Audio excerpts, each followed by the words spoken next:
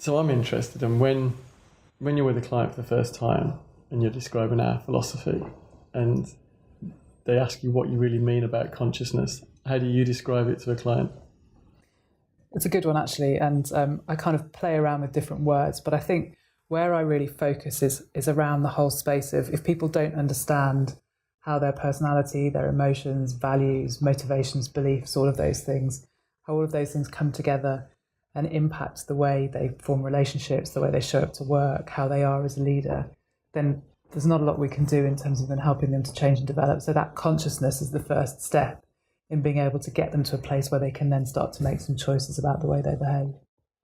So when we've done it well, and the client has given us the space and time with their senior people to genuinely raise their levels of consciousness around those areas of emotions, values, and personality, what do you think have been some of the best outcomes for that organisation?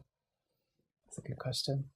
I think what I've noticed and the feedback that I've had is that people move from a place of unconscious reactions to situations to more of a place of a conscious choice in terms of the behaviour that they then use or display when they're dealing with a dysfunctional team or dealing with some kind of conflict or wanting to motivate people.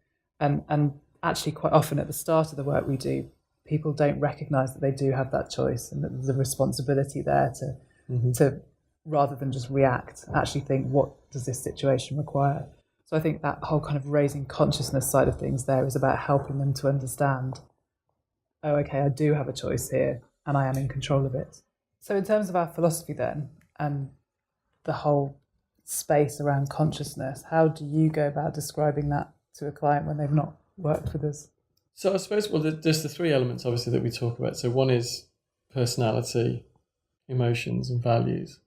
And I think most organisations have, they've done personality psychometrics. That's not a new concept to them. Often it's interesting to understand to what depth they've used that work. So there's a difference between doing a one-day workshop on a psychometric and understanding it.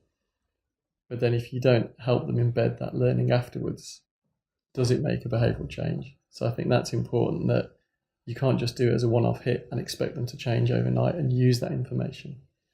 But I think that out of the three of them, the values bit is the bit that I think most individuals, the senior leaders, that certainly the ones I've worked with from our clients, is no one's ever asked them that question before, what their core values are. Yet for me, it's fundamental to most of the choices that they're making, whether they're conscious or unconscious. So I think the more you can raise to the surface or help them raise to the surface, well, what are my core values and where did they come from and how are they influencing my habits and my current behaviours?